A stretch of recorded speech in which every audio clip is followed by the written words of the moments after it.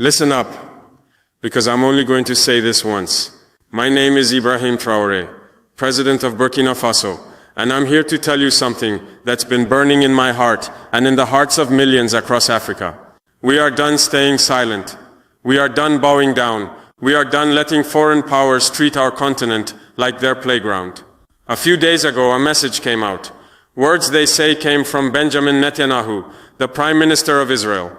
They claim he warned African leaders to stay in line or face consequences. Whether he said it or not, I don't care. The message was loud and it was clear. Some people still think they can threaten us, scare us and control us. Well, I've got a message of my own and I'm speaking it loud and clear, not just to Netanyahu, but to anyone who thinks Africa is theirs to bully. We are not your colony. We are not your pawns. We are sovereign and we will fight for our freedom with everything we've got. Let me take you back to that moment in Ouagadougou, our capital. I stood in front of cameras, journalists, and my people. The room was packed, and you could feel the tension in the air. Everyone was waiting to see what I'd say. I didn't have a script. I didn't need one. When you're speaking the truth, the words come straight from the heart. I looked into the camera, and I spoke directly to Netanyahu. I said, we are no longer colonies. We are sovereign nations. If any foreign leader thinks they can threaten Africa into submission, they are gravely mistaken. The room went quiet. You could hear the weight of those words settle over everyone. But I wasn't done. I leaned forward and said, let me make this crystal clear to you, Mr. Netanyahu. Burkina Faso does not answer to Tel Aviv. We don't answer to Washington. We don't answer to any force that thinks it can buy us or bomb us into doing what they want. I meant every word. This wasn't just about Israel. This was about every nation that's ever tried to control Africa, exploit our resources or silence our people. I ended with a warning. If you come for one of us, you come for all of us. Africa is not yours to threaten. You might be wondering why I chose to speak out like that. Why not stay quiet like so many leaders before me? Why not send a polite letter or make a phone call behind closed doors? Because that's not who I am. That's not what Burkina Faso stands for anymore. And that's not what Africa needs. For too long, our continent has been treated like a place where powerful countries can do whatever they want. They've taken our gold, our diamonds, our oil. They've drawn lines on our maps, split our people apart, and told us how to live. Even after we fought for independence, they kept meddling, using money, threats, or soldiers to keep us in line. I'm done with that. My people are done with that. Africa is done with that.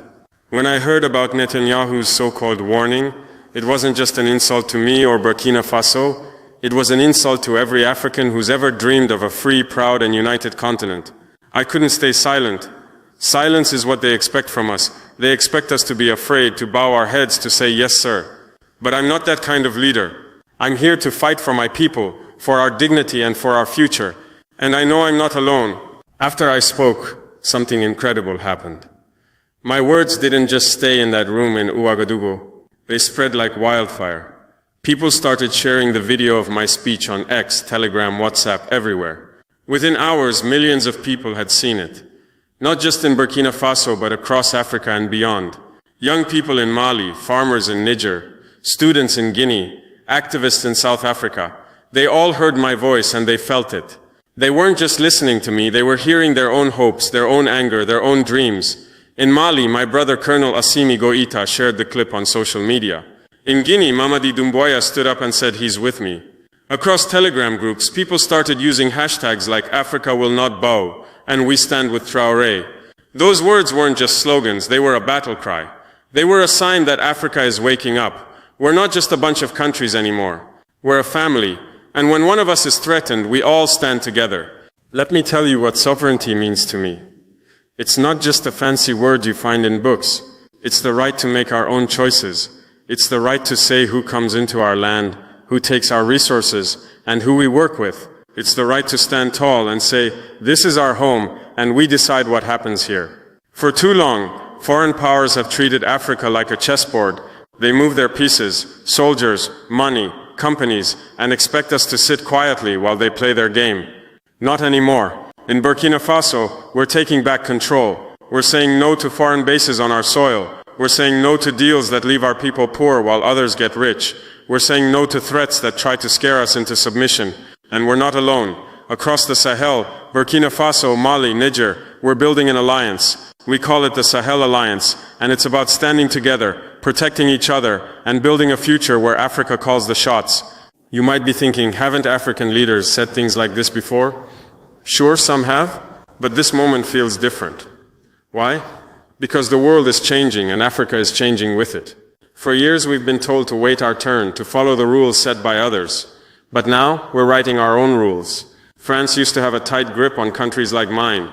They had military bases, controlled our economies, and acted like they owned us. But we pushed them out. Mali did it.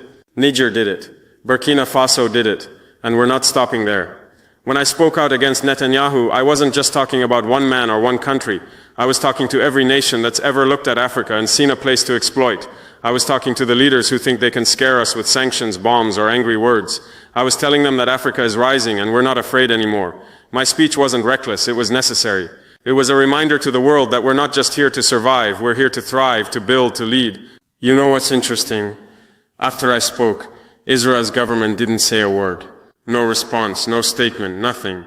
That silence speaks louder than any speech. It tells me they weren't ready for someone like me to stand up and call them out. They're used to African leaders who stay quiet, who play nice, who don't make waves. But I'm not here to play nice. I'm here to tell the truth, no matter who it makes uncomfortable. The Western media, they barely touched the story.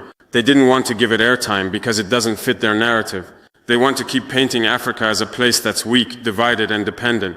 But we're changing that narrative.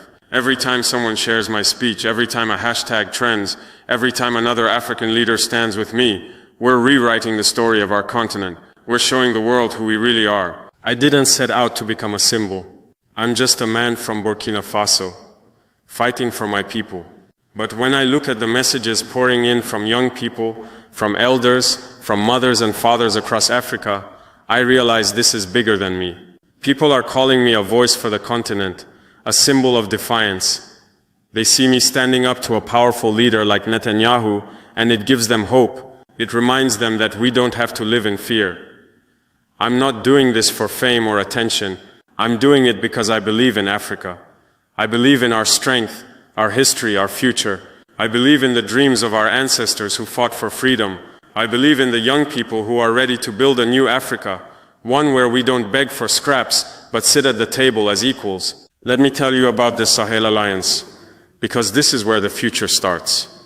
Burkina Faso, Mali, Niger, we're coming together, not just as neighbors, but as brothers. We're building a partnership that says, if you attack one of us, you attack all of us. We're sharing resources, sharing ideas, sharing strength. We're showing the world that Africa can stand on its own 2 feet. This isn't just about fighting off threats. It's about building something new. We want schools where our children learn our history, not someone else's. We want hospitals that save lives, not empty buildings. We want economies that lift up our people, not foreign companies that take our wealth. The Sahel Alliance is just the beginning. I dream of a day when all of Africa stands together, north, south, east, west, united as one. To the leaders out there who still think they can control Africa, hear me now. Your time is up. We're not your backyard. We're not your resource bank. We're not your punching bag. If you think you can threaten us, bribe us, or scare us, you're in for a surprise. Africa is waking up, and we're remembering who we are. We're the children of kings and queens, warriors and builders. We're the future, and we're ready to fight for it. To my African brothers and sisters, this is our moment. Don't be afraid. Don't let anyone tell you we can't do this. Share this message. Stand up in your communities. Demand your rights. Support leaders who fight for you, not for foreign interests. Together, we can build an Africa that's strong, proud, and free. Some people might say my words were too bold, too risky. They might say I'm picking a fight we can't win. To them, I say, staying silent is the real risk. Letting others walk all over us is the real danger. I spoke out because I believe in my people. I believe in our right to live free, to make our own choices, to shape our own future. If that makes some people uncomfortable, so be it. I'm not here to make friends with those who disrespect us. I'm here to fight for what's right.